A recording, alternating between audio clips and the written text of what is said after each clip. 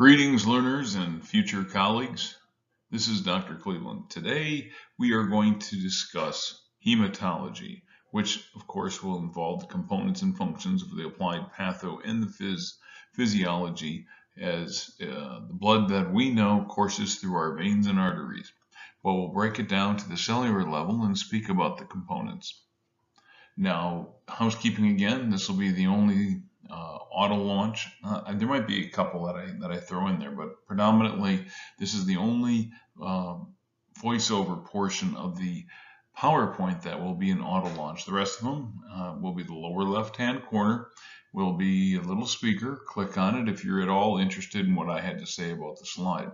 But also, I would hope that you have your workbook out, some worksheets, and even your textbook if you want to just mark areas to read.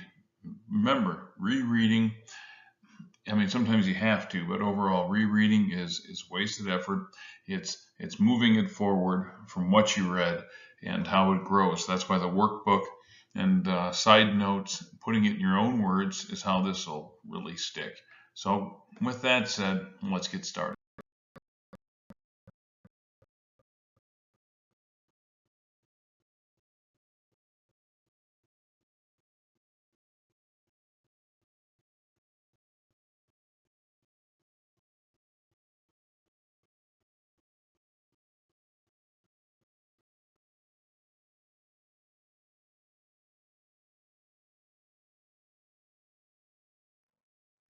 So the learning objectives, now this is not inclusive to all the learning objectives that are listed within the module write-up.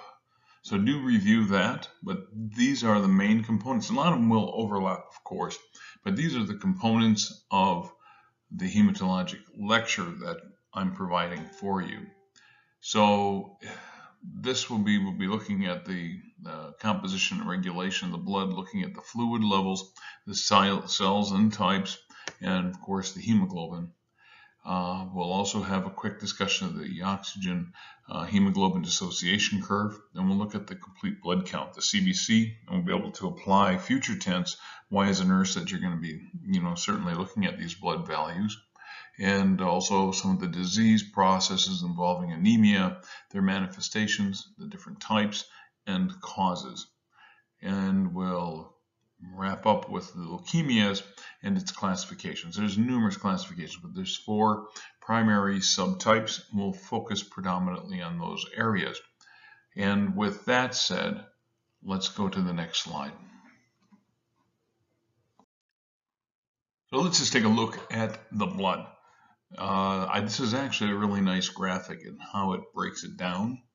So you can see the total volume of blood in an adult is about 5.5 liters, and the variables, of course, are going to be based on height and body mass. But predominantly, it's about 5.5 liters of whole blood within the system. And then it shows that 5.5 liters is just about 3/4 of volume of what your head would be compared to the rest of the body. So that's, with me being a trauma person, that's always the goal, is to stop the bleed before it stops on its own. That's not that much blood within the system, but 5.5 liters. Now let's go to the right. And normally it's a red top, or sometimes it'll have a tiger top. And it has a barrier. So it's showing the buffy coat. So when you draw blood, right, you'll draw blood in that tube. And when they get prepared, when they do a chemistry, a red blood chemistry, this is a type of tube, and they'll spin it.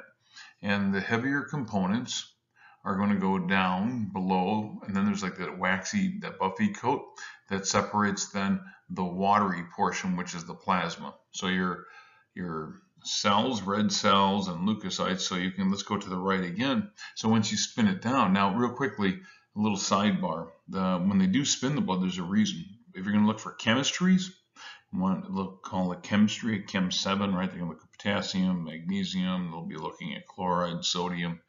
It makes it very easy for them to pipette without having the red cells and everything else involved. That way they can do a pipette and pull the chemistry off away from the solid components of the blood sample. Now, that's why they call it a red top or a tiger top, where they do chemistries off of. CBC, which we'll get to later, by the way, it's like a purple top. There you don't want to separate them out. You want to take the regular count, and that's where you get a complete blood count. Anyway, so look at that volume. We spin down that sample, and the formed elements is about 45%. And then about 55% would be the plasma. Now let's go again to the right. And what's within the plasma? Proteins. So that's your oncotic pressure. We'll be talking about that later. So the proteins in the blood are the oncotic pressure that allows, like when your blood pushes through, right? So you'll have forceful blood pushing through your vessels, and that actually the fluid will leave the vessels, the capillaries, and it goes back out and then comes back into the system because it's under pressure from the arteries, right? So then it has to get back into the venous side, and that's through the proteins, which is albumins, globulins, fibrogen, and prothrombin. And all these have components, but it's the protein aspect that pulls the fluid back into the circulation. And 92% of plasma is water, so you can understand why proper hydration is so very important. And then other solutes, which would include ions, different nutrients, waste products, dissolved gases, and other regulatory substances. That's in that spun down. Now below the Buffy coat, once it's spun down, that's where you're going to find the solid components. That's where you'll have the platelets, 140,000 to 340,000 is the actual platelet count. Leukocytes is 5 to 10,000. So when they report, and when you get a CBC, but we'll talk a little bit about that, if it's above 10,000, you got to start watching. Or if it's below 5,000, you watch. And then it's not uncommon for patients with an infection to have a white count of 20,000, and that's called, serious. And at that point, usually there's going to be additional interventions for somebody that has a high count, but 5 to 10,000 leukocytes. And let's go to the right real quickly with that.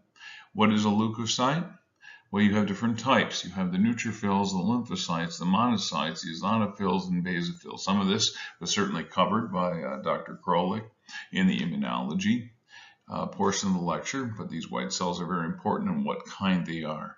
And then the rest of the formed element would be the erythrocytes, 4.2 to 6.2 million as they go through our system. And now that, of course, we'll talk detail on that, so I'm not going to go into it here, but they are your oxygen carriers and also help with clotting and filling up different areas. With that said, take a look at this, and would like you to be able to understand the plasma versus the formed elements of the blood and what that means. It's a great graphic. Play around with it a little bit. And then when you're ready, go to the next slide, and we'll start to work our way through these different components in detail.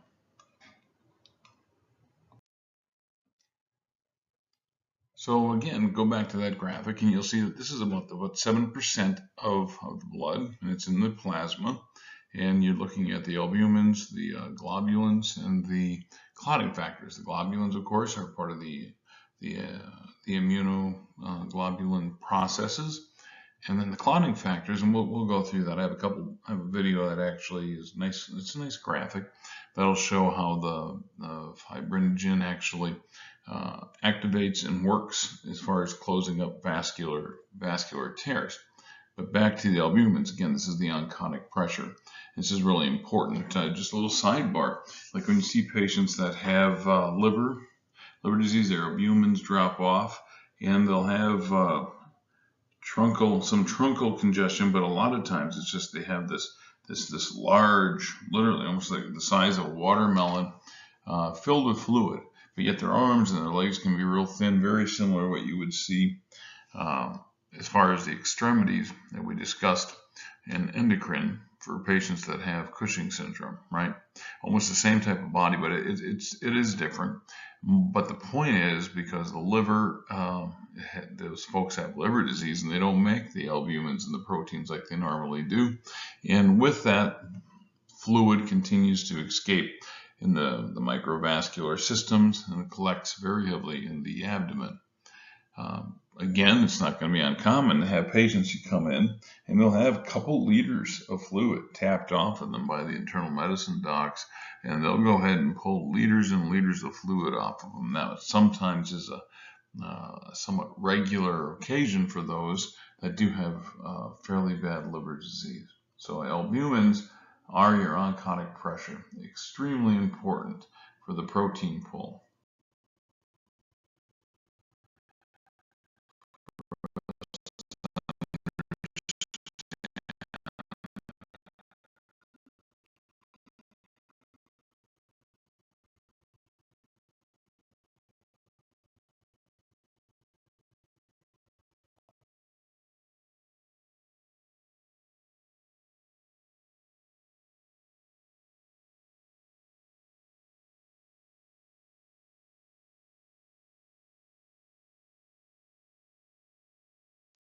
So carrying on as we talk about the different components of the composition of blood, platelets certainly are a big factor in the clotting process.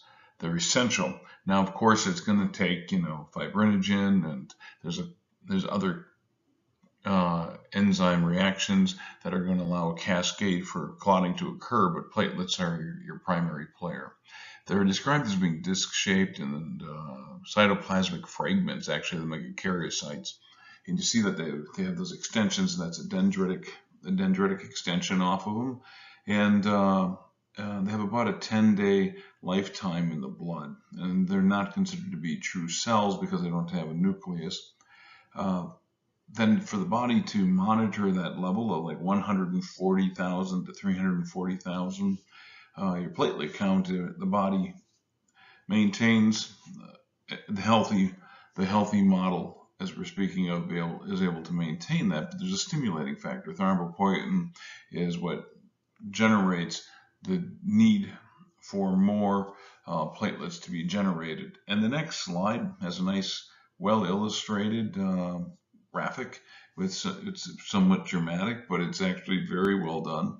And it'll actually provide you the process of the megakaryocyte and the platelet formation. I'll talk to you then on slide 7 when we talk about the extrinsic, intrinsic clotting factors. Until then, I'll see you around. Thrombopoietin, or TPO, an endogenous hematopoietic growth factor, is the primary stimulator of platelet production. Synthesized in a constant amount, mainly by the liver, TPO acts within the bone marrow, specifically targeting megakaryocytes and their precursors. On the surface membranes of these cells, TPO binds to the extracellular domains of thrombopoietin receptors. TPO binding induces activation of receptor dimers, which triggers intracellular signaling pathways that promote proliferation, survival, and differentiation of megakaryocyte precursors into mature megakaryocytes. Megakaryocytes are giant cells with multilobulated polyploid nuclei that extend long, thin cytoplasmic processes known as proplatelets into the bone marrow sinusoids, where they release thousands of platelets. These newly formed platelets then enter the circulation. So the three pathways that are involved in the making of a clot. So there's intrinsic pathway. That's going to involve when your body has a tear within the vessel wall, not a trauma. So if you have a tear in the vessel wall, it'll activate with surface contact, creates an enzyme reaction. The intrinsic factors will then, the pathway cascade will then start to form. The other way is the extrinsic, and that's pretty easy. Internal is something within the body, and then the extrinsic is if you cut yourself, right, externally, you cut yourself or nick yourself and there's tissue bleeding. That's going to then activate the tissue factor, which is factor 7. Regardless, intrinsic or intrinsic, they all will converge into the common pathway, which is going to be the prothrombin to thrombin, and then fibrinogen to fibrin, until we finally have what they list here in this picture. It's very nicely done, actually. The stable fibrin clot. The next slide actually has a nice video. It's a little simplistic, but I think it does a really good job of showing, and I think it's an intrinsic video that's going to show the formation of the clot. And the other pieces, though, before we go into that is, and I put down, you don't need to know all these. This is important to understand the conceptual piece of the intrinsic, extrinsic, and common pathways, just knowing those three. But there are going to be things in pharmacology. There's, like they show, the Hagman's factor, plasma Christmas factor, stable factor. All these different areas, along with hereditary diseases, could interrupt the coagulation pathways, and you will be giving medication. Sometimes they'll be on long-term meds or immediate meds if we have to augment because there is an emergency. But a lot of times patients will have medications to replace some of these enzymes and or factors that are not available within their system. In pharmacology, it's important just to go ahead and just kind of like put an anchor out there, knowing that this will make sense and you will visit this again, not only just for treatment of your patients, but also as a pharmacokinetic option for some patients you'll be taking care of.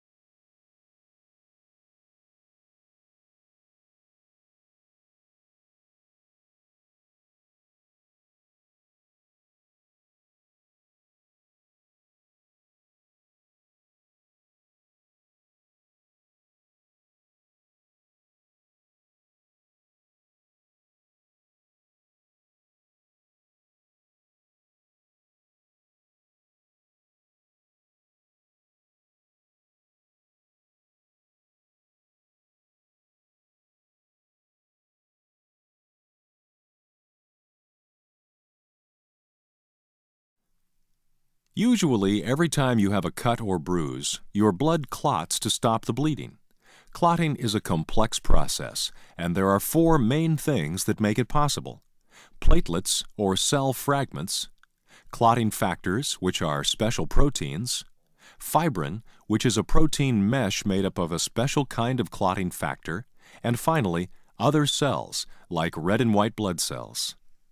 Because clot formation is so important, platelets and clotting factors are always available, floating around in your blood. Now, let's talk about the four steps involved with forming a blood clot. When there is a tear in a blood vessel, the first thing that happens is that the nearby platelets are activated and become sticky.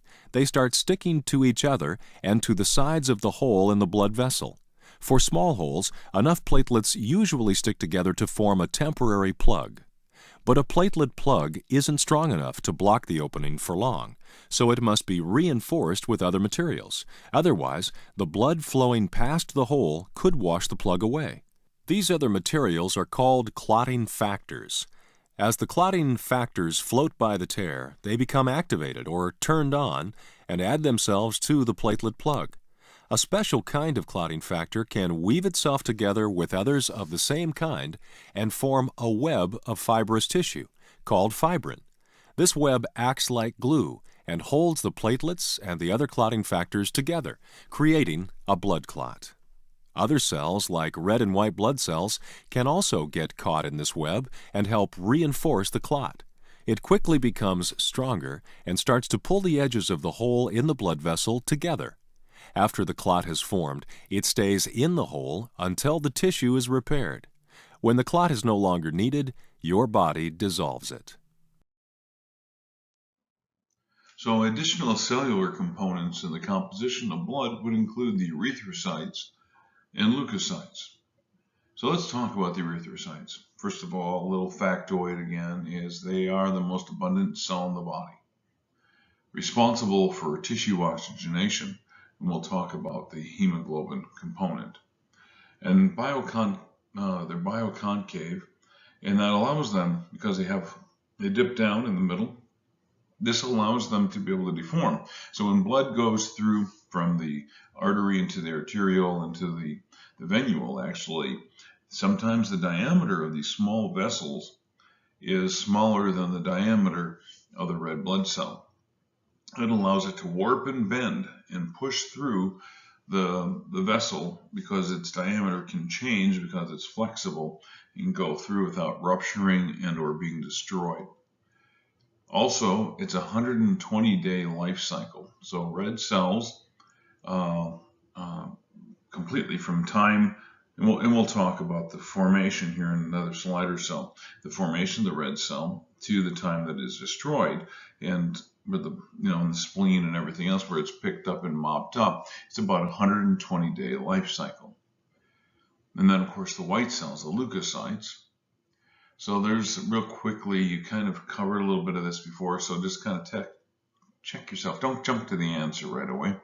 What are two predominant types of lymphocytes? Okay, if you pick B cells and T cells, you'd be correct. There's also monocytes. And then there's granulocytes. And what are your basic kind of granulocytes that we have spoken about? All right, basophils, xanophils, and neutrophils. And then also finally the last one, in the tissues, what type of granulocytes? And that would be your macrophages and mast cells predominantly, along with dendritic cells. But the two takeaways are your macrophages and your mast cells. So those are your, this is again in general terms, the cellular components. And we'll talk more in detail about the red cells and the white cells in the next couple slides.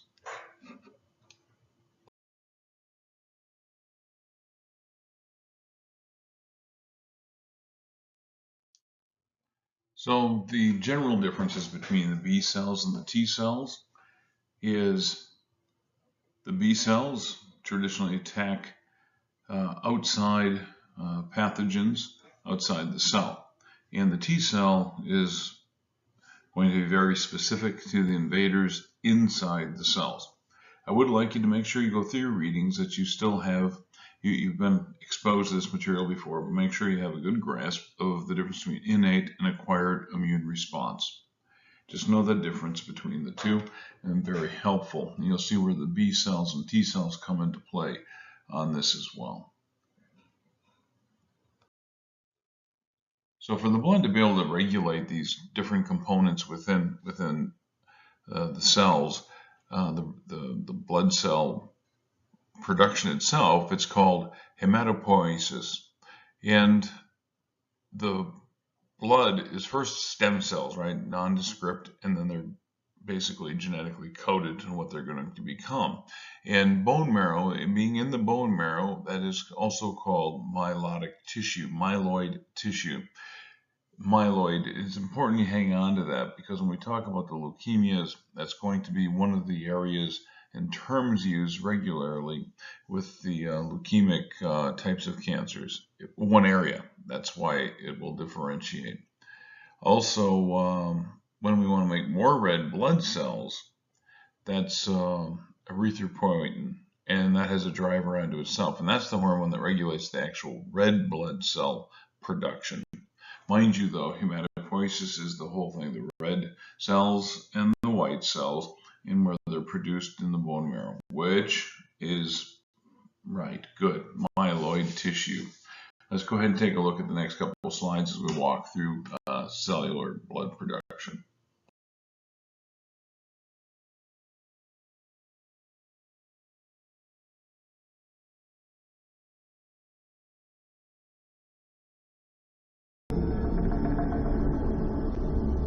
Our bone marrow is the center of our immune system. Hematopoietic stem cells, also known as HSCs, are located in our bone marrow. They produce all of our blood cells, including the leukocytes, or white blood cells, that make up our immune system.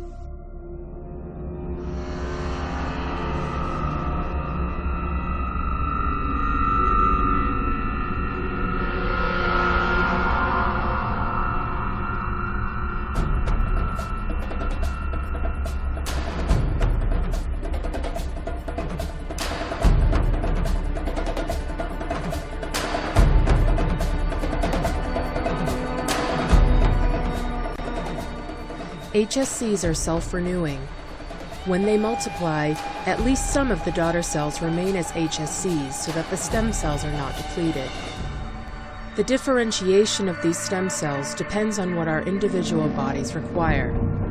On average, billions of red blood cells are created each day, but in certain instances, like when we are ill, a higher quantity of white blood cells will be created to serve our immediate need.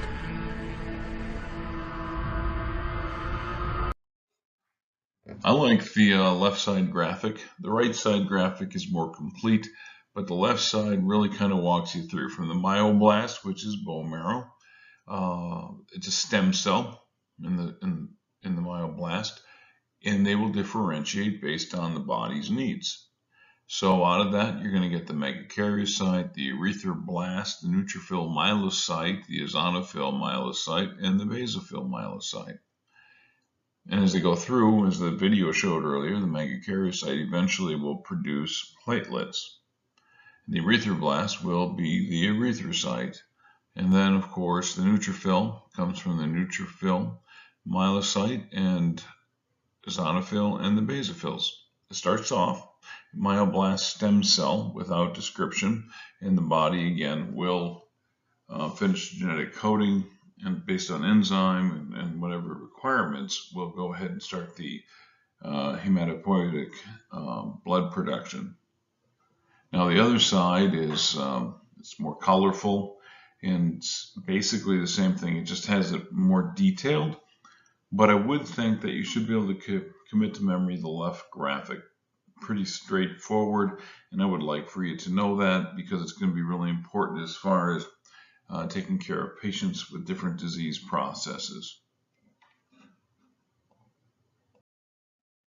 So in erythropoiesis, there's a process, right? So again, we're in the uncommitted stem cell. It's kind of like Facebook. It's complicated, uncommitted. But anyway, so you have that cell that's waiting to be told what it's going to become.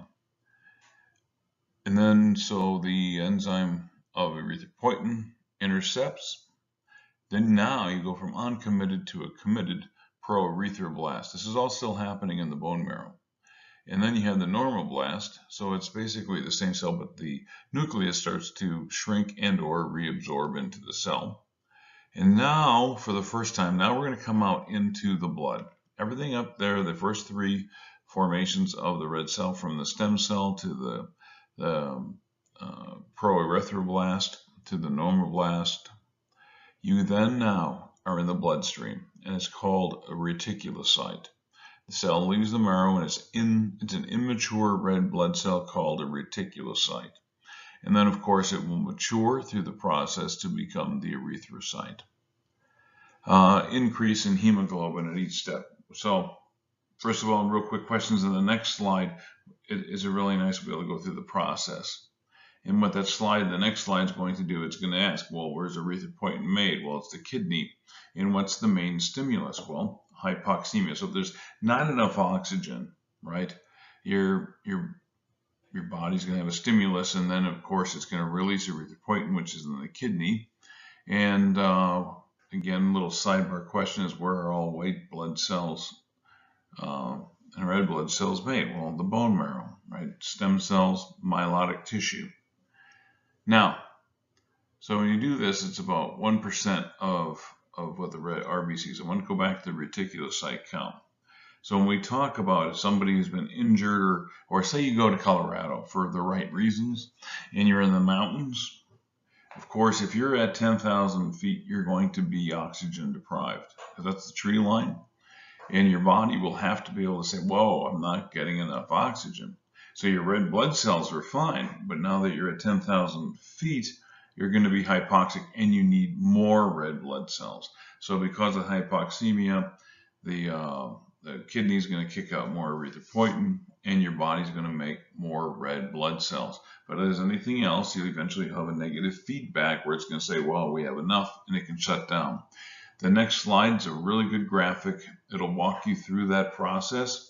You need to know that process. It's very, very important because, again, taking care of patients using different medications, these are things that you're going to either augment, sometimes even interrupt processes with pharmacokinetics and different types of patient care modalities.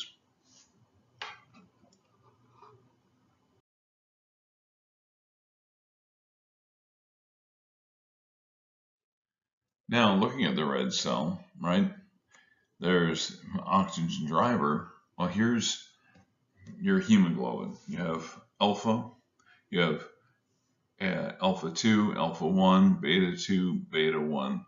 And it's really it's a polypeptide chain. So once again, from immunology, you understand that these can be fairly dense. But the ability now is with the heme. You see that they're in this graphic. There's 4 hemes, so each red blood cell having hemoglobin components, four aspects, 2 alpha, 2 beta, are capable of carrying and attracting oxygen to bind to the heme of the cell. So each RBC can probably carry up to 4 oxygen molecules, which is really very important. So in the hemoglobin cycle, once you have heme, you have your 4 levels of heme on the red blood cell, then you're dealing with ferrous versus ferric acid.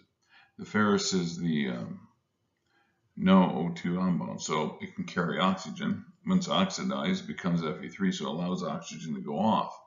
But if there's a disease state, like methemoglobin, and actually the term is methemoglobinemia, is if a patient has a reason for it to stay in this bound state, it won't really be able to carry oxygen. What you see then is in that patient, they have like a chocolatey lip color to them because their oxygen's bound onto the blood, but it's not bright red. So you have this chocolate color with methemoglobinemia. But really, you have Fe2 can still carry oxygen. When you get to Fe3, it oxidizes, right? Ferrous versus ferric. Once you have the Fe, we get to Fe3, iron 3, it can no longer carry oxygen, which then frees it off and can be released to the body's tissues. And then, of course, methemoglobin, not a healthy state, but it can go up top and no oxygen can be bound to it. And patients actually will, technically, their pulse ox would look normal, if not elevated. But in reality, they have oxygen starvation.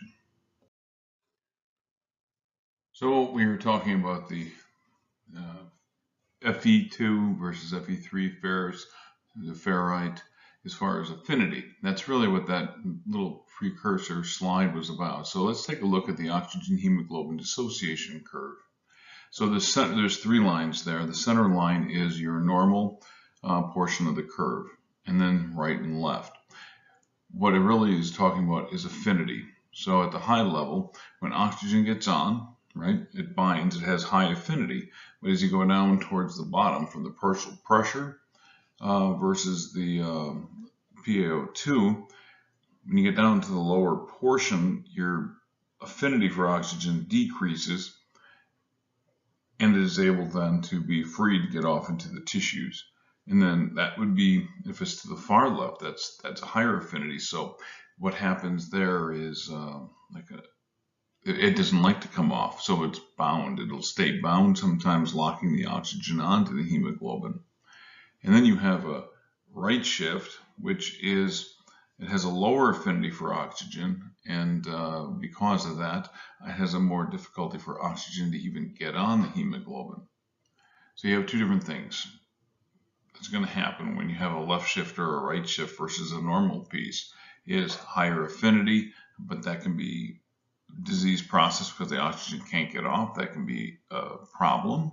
Or you're going to have decreased affinity for oxygen, where the CO2 is going to be more retained. And then, of course, the center line.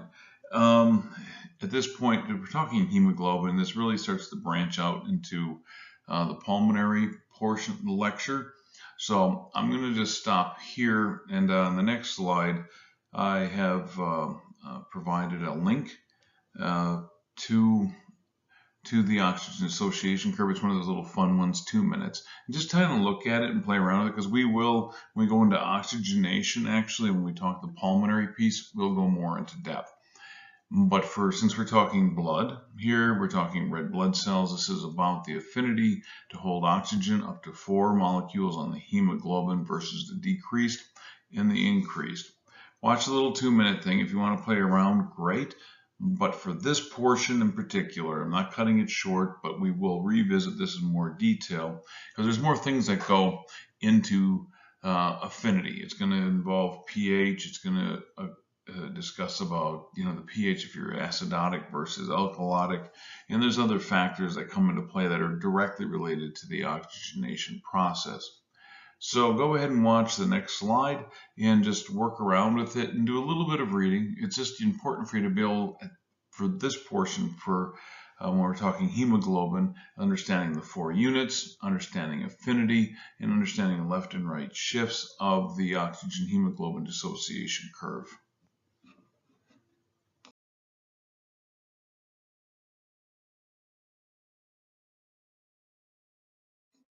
So then, as we now talked about some of the normal function, we certainly have to have ways then in disease processes for evaluation of the tissues that make our blood, in particular the myelotic tissues that are responsible for our white and red cells. So one of the tests that we can do is a bone marrow test. And you can see that's there's different. But we also can use, actually, like, it's almost like a drill, and kind of drill in. This is a pressure needle. It's a bone marrow needle, so you kind of it's got like a handle. You just crank it back and forth in the iliac crest. That's a predominant area where you have bone marrow that can be easily retrieved. And of course, you do have bone marrow still and somewhat in your ribs, the sternum as an adult, and then the proximal areas of the humerus and proximal areas of the femur. So for testing purposes, we'll usually go into, not testing as far as like your written exam.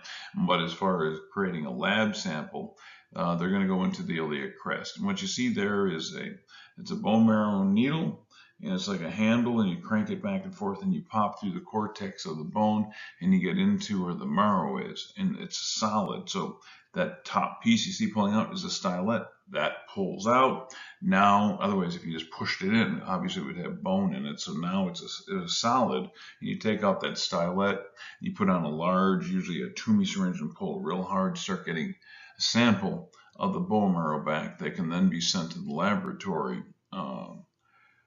for analysis.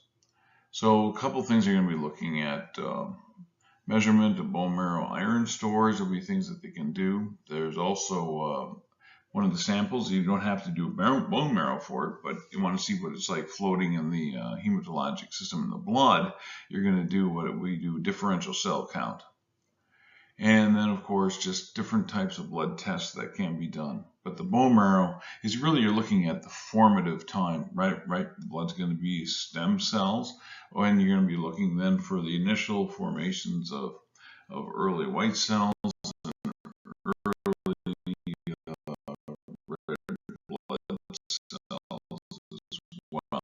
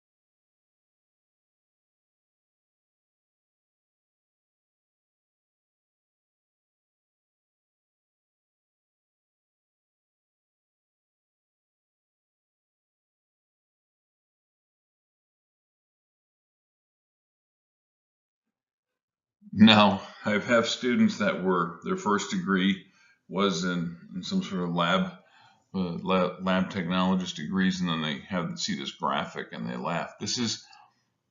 It's not that far off, but it is kind of old school at this point, even though it looks pretty modern with the graphic interface and everything else and the print off. But these are blood analyzers. You will also see, like in emergency rooms, critical care areas, some of the med-surg floors have what they call point-of-care testing.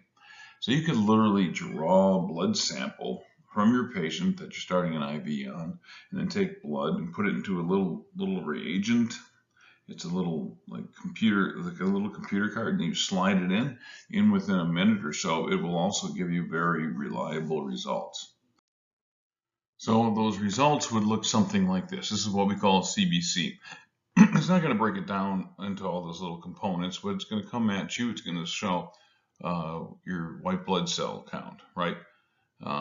Men and non-pregnant women are going to be anywhere between 5 and 10,000. Again, anything elevated higher than that is what we call panic value, as 20 if it's double that, because that shows impending sepsis. And then also you're looking at platelets. Again, 150-ish, I told you 140. The numbers are going to be around 140, 150, 350 to 400,000, right? Different components. Now, just to let you know that you're going to have sometimes they'll do a differential. And it's just a CBC, you'll just get the white count, then you'll ask for a differential, and it'll break it down. Neutrophils, band neutrophils. And what you're seeing really with the band, it's immature. So you'll see segmented is mature. So you'll always hear a report, it'll say SEGs or bands. SEGs or bands. So a lot of immature white cells. So your count is 12,000, which is 2,000 higher. So it sounds like there might be an infection starting. And you'd expect that in a differential with the neutrophils, if you see a lot of bands, you have SAGs, which is the mature white cells, but then you have the bands. So it says your body is responding to some sort of infectious agent because your white cell count is 12,000, and when it breaks it down, you have a lot of bands, which says baby, brand new neutrophils are being pushed out along with the existing segmented cells. So that would be SAGs and bands. And then earlier we talked about the red cells, right? The reticulocytes are the first time you see like baby red blood cells, right, are released into the system. So then reticulocyte counts. So if you see that, also same thing, right? The red cell count is normal or low, but you see a reticulocyte count, so it shows, ooh, the body is responding to the low RBCs or low oxygenation. So it shows that the body's having responses. So again, CBC is going to cover your white cells. And actually, I have a diagram on the next slide, and I want to walk you through the wire diagram anyway. But the white count is going to basically look at your white blood cells and your red blood cells.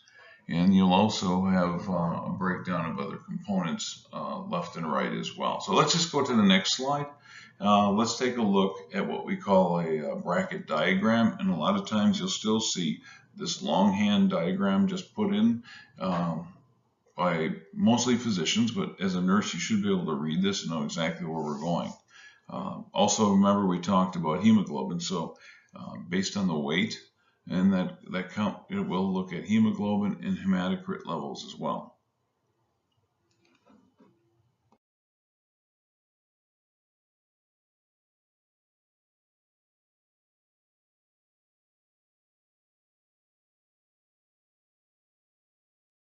What you're looking at here is what we call the CBC bracket diagram. It's pretty simple, but it gives you your baseline. And I know at Methodist they still do have some areas with paper charts, and the physicians will do this quick recording of a lab sample. So the far left is your white blood cell count, and the far right is your platelet count. And the red cell, it's not so much about the number of red cells as it is about the hemoglobin and the hematocrit, which is really, reflective of your red cell count. So they do break out male and female, usually based off of muscle and muscle mass size, because if you'll have a larger, it's anticipated you'll have a larger or a higher red cell count. But anyway, males for hemoglobin will be about 14 to 18, females are 12 to 16. The hematocrit is about 42 to 52 for male, percentage-wise, and then for females, it's 37 to 47. For the most part, if anyone's in that ballpark, no one's going to be like, whoa. So it just breaks it down, male, female, as far as characteristics, as far as hemoglobin, hematocrit. So the white blood cell count, again, is about 5 to 10,000. That is what your normal pull would be. And we just talked about if they did differential and you did the SAGs versus bands, right? Segments are your mature white blood cells, and the bands, where it isn't broken up, it's just a big band, is the immature white cell that is being produced. If the number is high, it tells you there's an ongoing infection. And then hemoglobin really and hematocrit are work together. But based on this, it tells your body's ability that they can actually carry oxygen. And then the platelets are clotting factors. So you absolutely need to know where you're at as far as the clotting factors. Patients that are on chemotherapy and everything will often have a very low cell count across the board. But if you drop below 150,000 on the low side of normal, the patient is very much at risk for a spontaneous hemorrhage, so that's watched very, very carefully. And you want to play around with this outside of the lecture. I have down there a phone app. You can do it for Apple and Android based. It's a CBC called MedLab Tutor, and it'd be great to have on your phone anyway to play around with it, and it explains each one of it covers all the labs. But going into clinical, it's priceless. It's a great thing to have, and I would recommend that one. If you have any other questions, I have a couple other apps I like to keep on my phone, but this one, because we're talking about the CBC, the bracket diagram, they do have it on the app and lets you start to commit to it for memory and also preparing. And what's the difference if these labs are off? As a nurse, what are you looking at and what are you anticipating for a care plan for your patients?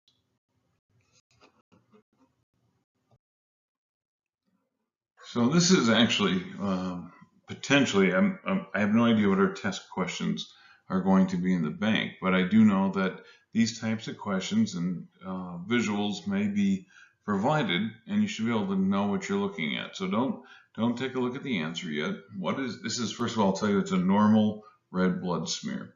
So potentially, what are we looking at? So one, all those little red dots out there, that would be your red blood cell. Now you see also a neutrophil, and it's mature because it's segmented. It kind of looks like a smiley face with sunglasses, but that's a segmented neutrophil. So that's a mature neutrophil. And then the other one, it's a big cell. That's a lymphocyte, not to be confused with the bands, right? So that's a lymphocyte, and then you have one or two little purple dots, and that's just the existing platelets within that smear. So do know that what you're looking at in particular is the lymphocyte, the red cells, and also your segmented, which is a mature neutrophil.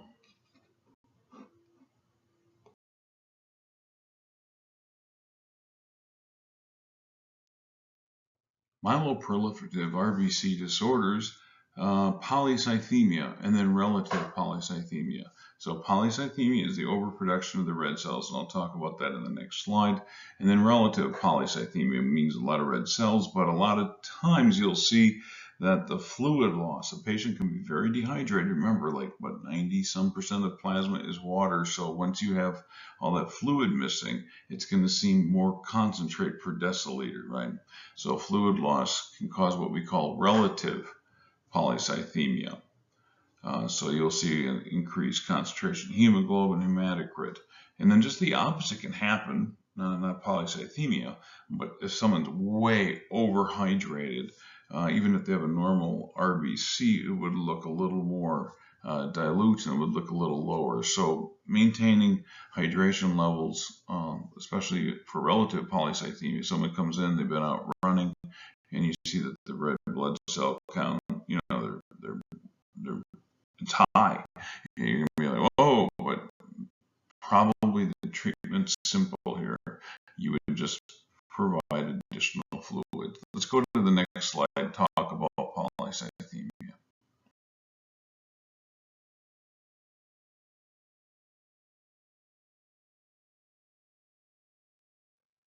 So talking about polycythemia vera, it's a neoplastic, considered a non-malignant type of disease process. However, your body makes a lot of extra red blood cells. And again, like when we talked about endocrine, it has a normal or even a low erythropoietin production. So it's not like the erythropoietin saying make more red blood cells. So it's something that has to be studied. It's like a lot of times it's going to be very itchy. You're going to feel heat and water running in your skin can be irritating, but that's a lot of the times the symptomology.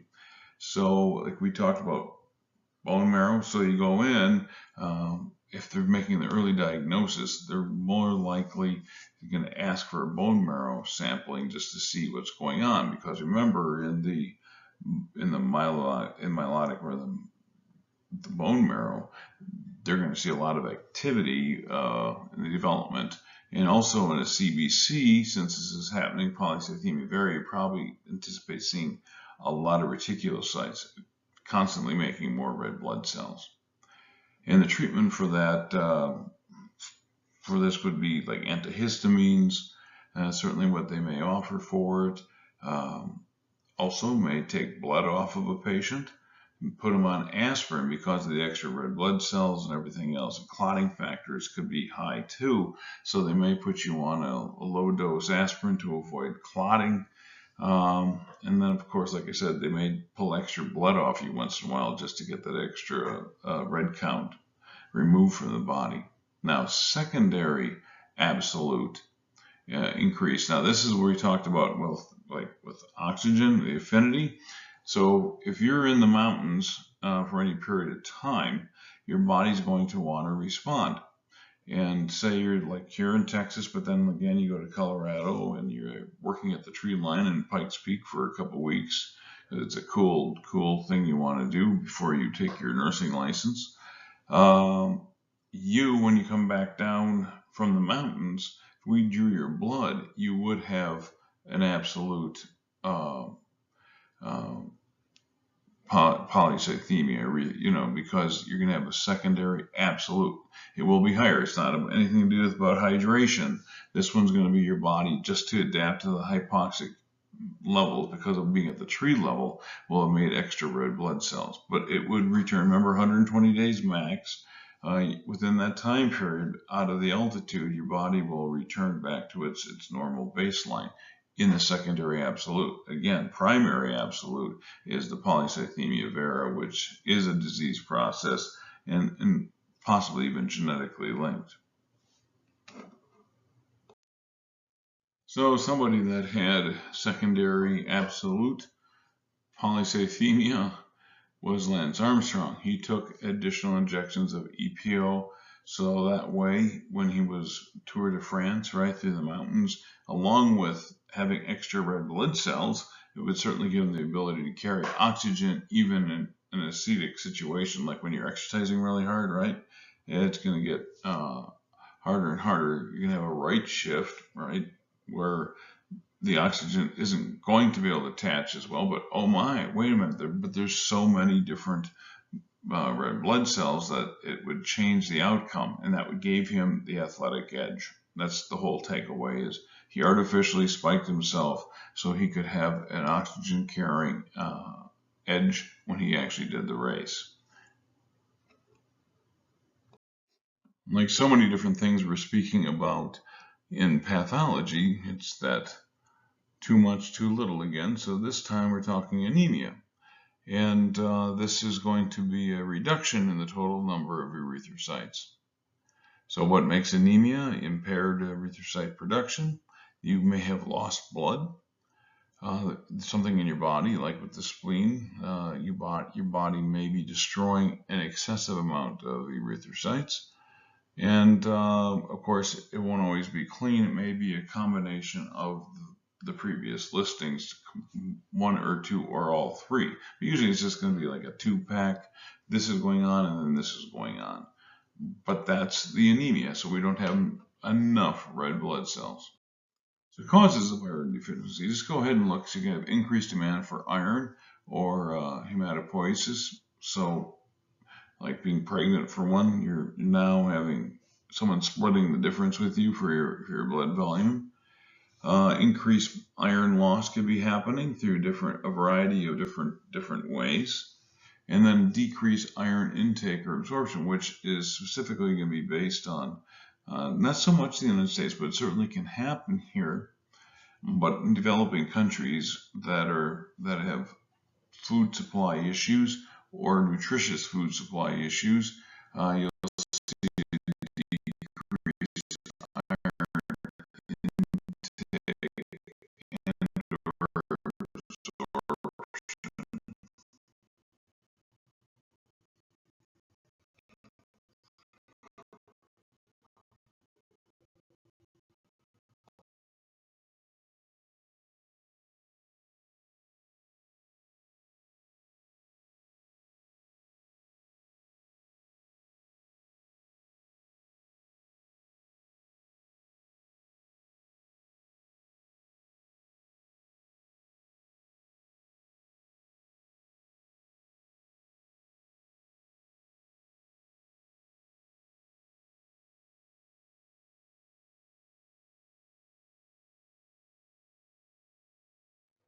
things to know what the anemias are, but a lot of times it's iron deficiencies, and you're going to have a decrease in red blood cells, which can also then affect your body's ability to carry oxygen. Patients may describe just being lethargic, not just having the energy they used to. And also chronic recurrent infections can follow suit on this and have an inability to properly heal. So those are things. Now, mind you, these are not inclusive, but it's a nexus of lists of things that patients may state. This ties in with the health assessment too, that you would write down and start to see a picture, the clinical picture, that maybe there's an anemia here.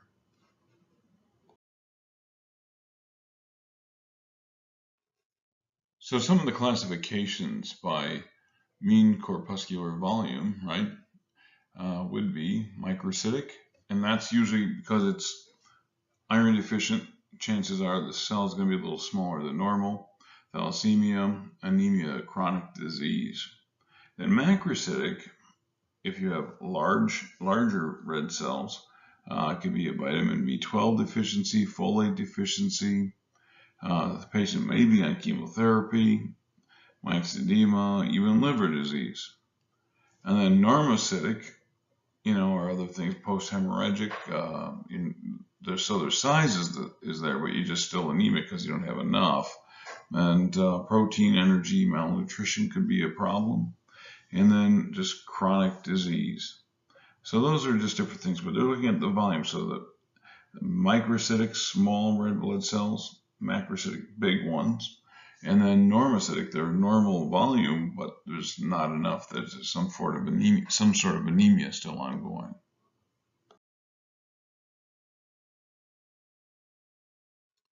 So different signs and symptoms of anemia patients may have and complain of. Dyspnea, right, shortness of breath, not able to carry enough oxygen, fatigue, conjunctival pallor. And then pica, and that's why I have this, the ice. I mean, I like chewing ice, so I have ice pica. But a lot of times if they eat clay or anything like that, that may be an indicator. Certainly you have to start thinking that this person may need CBC, take a look at their blood levels and red cells in particular. Cholonicia, chelosis, these are all different things. This is really important because in health assessment, these are all different types of things you're going to be looking at for skin and pattern on your patients. Also, the laboratory evaluations, again, you'll do a CBC differential, peripheral smear, and you'll expect peripheral smear will show a low corpuscular volume, right? And then reticulocyte count low. It's just the body isn't trying to kick it up. So again, this compare and contrast. So on the right side is normocytic, normochromic, because also how it appears, it held dye better, right, on the slide. So you can tell it's a red cell, held dye well, and they're normal size. Versus the left side, it's microcytic hypochromic. So they're bigger, and you can tell they're bigger because of the disc, right? The indentation piece. Look how it is larger, way larger. It should just be down, right? And then the hemoglobin should be within that. This is showing it's large, and in particular, what makes it really large is the fact that the disc space, the depression disc space, is so large. And also it does not have the same density of red that the normochromic. So it's hypochromic on the left as well. So it's a microcytic hypochromic versus a normocytic normochromic.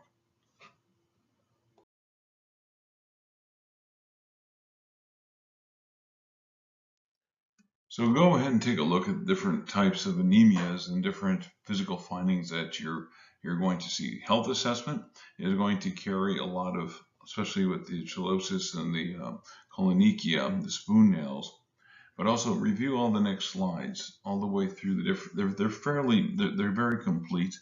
So I'll see you again on slide 42.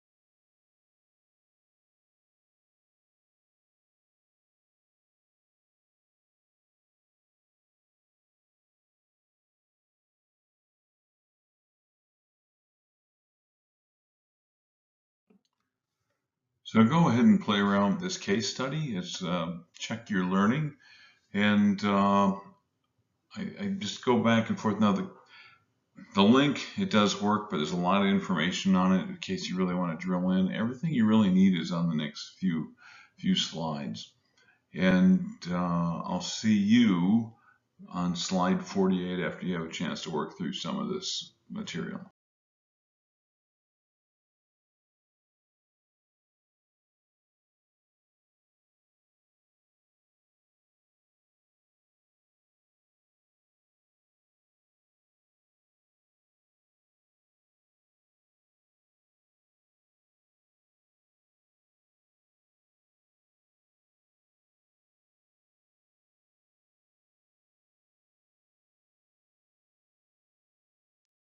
So looking at the alterations of leukocytes. Leukocytosis, right? Increase in leukocytes. And it can be normal, protective, because your body as an infectious agent may be responding to wall it off. And then leukopenia is a decrease in leukocytes. Not normal, it's not beneficial, and low white blood cell counts predispose a patient again to have the ability to catch disease or infections, like the COVID-19 in particular. Any patient that would be considered a comorbidity, someone that has leukopenia needs to really kind of be holed up and not, still, even right now, should not be going out into the public except under extreme conditions. But it's a comorbidity. It's no reason. Well, there's reasons, but it's a disease process for someone to have a low white cell count. Once again, they have a slightly elevated, could be dealing with a chronic problem of an infection or an acute process. Let's look at the leukemias. It's a malignant disorder of the blood, and it can be an excessive accumulation of leukemic cells. And if you guys go ahead and write your sample up, bone marrow sample would show that it's very crowded as far as its normal space. And then acute leukemia, presence of undifferentiated or immature cells, especially leukocytes, right? Bands versus segments, usually blast cells, and an abrupt, rapid onset and course without any other previous history.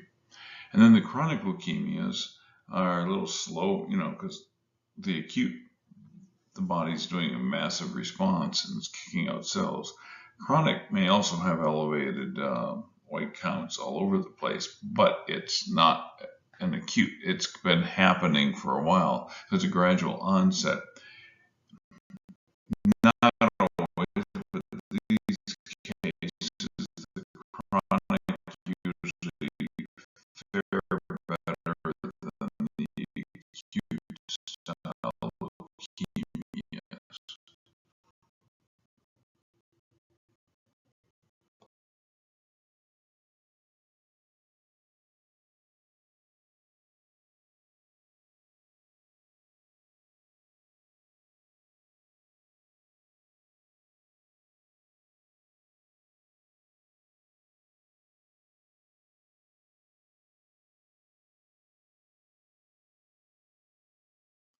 As promised, there's 4 types of primary leukemias. And it's acute lymphocytic leukemia, ALL, ALL, acute myelogenous leukemia, AML, and chronic myelogenous leukemia, CML, and then chronic lymphocytic leukemia, CLL. Myeloid, which we've bone marrow and granulocytic. Lymphocytic comes from the lymph. It'll have BNT cell issues, and then the acute is a rapid onset, and the chronic again is the slower, more gradual.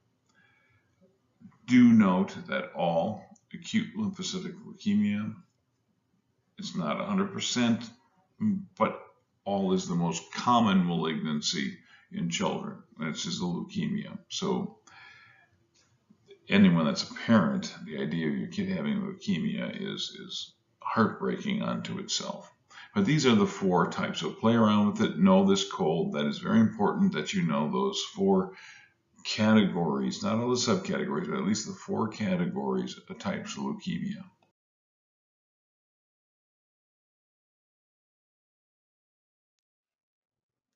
So we're going to go ahead and play around here just a little bit, right? With test your learning. I want you to just go through this and don't jump ahead to the answers. Just go through these next couple slides and then do applications of what it is you think that's being asked of you. And go ahead and use your book. I mean, this is certainly not tested. This is just to lock it in. This is the self-quiz and just kind of see where we're at in the content based on the readings and some of the talking points I did today.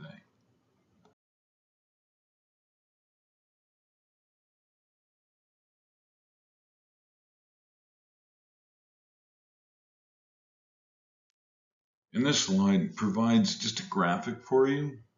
And patient, again, is a nexus. So many things that may or may not be there, but bleeding easily, bone pain, especially in children. You worry about that bone pain. And the reason why there's bone pain is, remember, because of the crowding of the myeloid tissue. The myeloid tissue is going to be full and it's going to stretch at the bones, and the body does not tolerate pressure on the bones, especially as trying to expand. There may be red spots, unexplained weight loss, lymph nodes, maybe fevers, even night sweats, and unexplained nosebleeds with other types of infections. Now, for a nexus, usually 2 or more of these need to usually be in place before you need to worry enough to go in and get tested. And if 2 or 3 things are there, it's time to go. And then the next couple slides, I want you just to self-pace through. It's, again, test your learning and go ahead, take your time, go through it and figure out if you did well, great, and things that you were close to. Make sure you can validate those teaching points. And I'll see you then on the, I'll see you again on the case study. I'm going to introduce the case study. I'm not going to walk you through the case study, but I'll introduce you through the case study as well.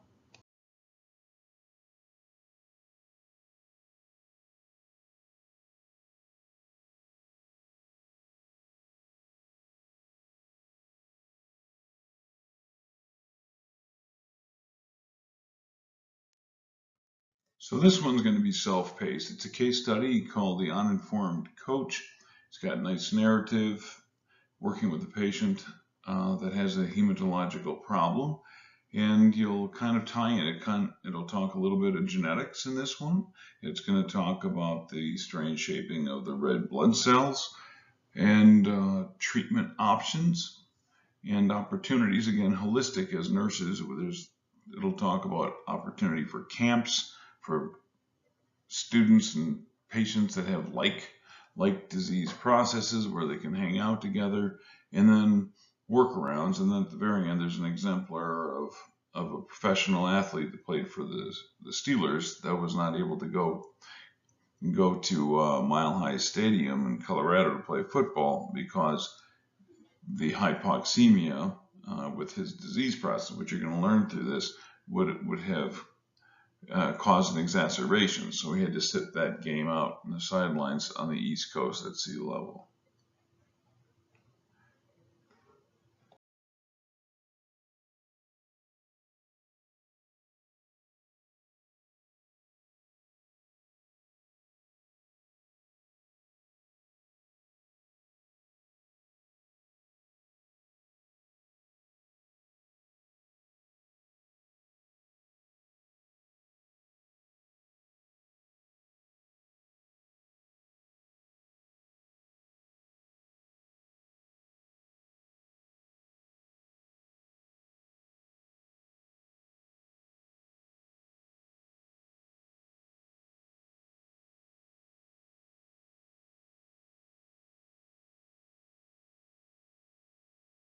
Sickle cell anemia is a genetic disease that affects hemoglobin, the oxygen transport molecule in the blood.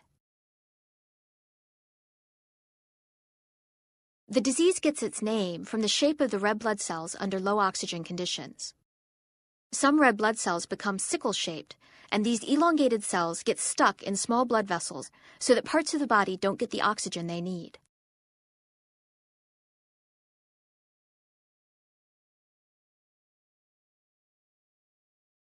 Sickle cell anemia is caused by a single letter change in the DNA. This in turn alters one of the amino acids in the hemoglobin protein.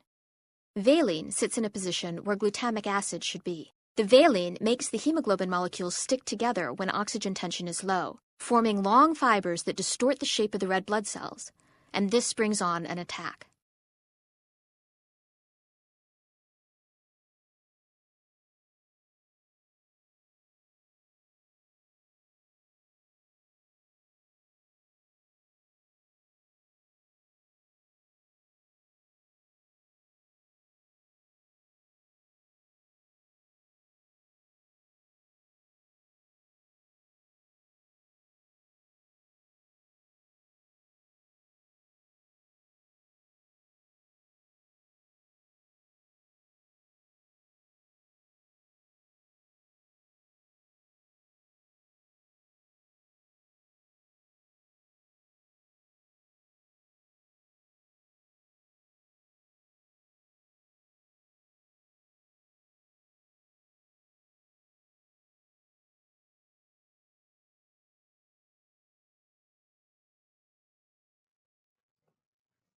Well, my soon-to-be fellow colleagues, that's a long run through it, but this covers some of the hematological components of blood.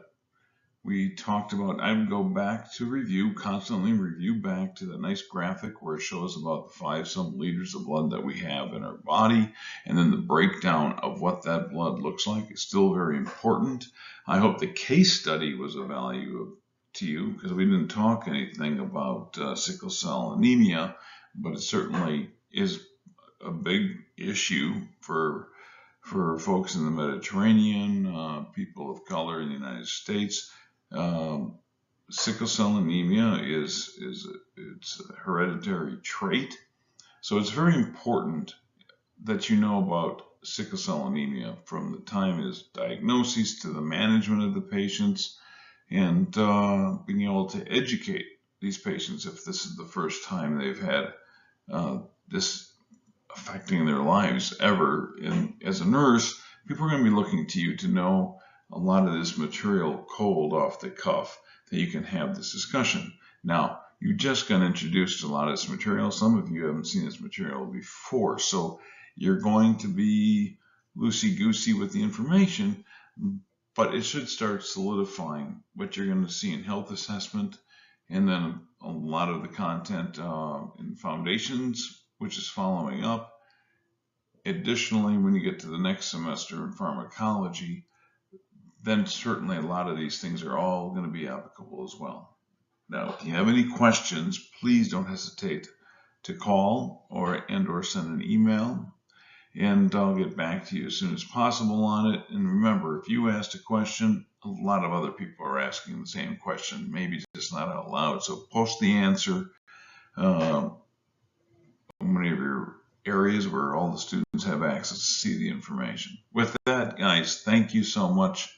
And until the next lecture, take care and Godspeed. Bye-bye.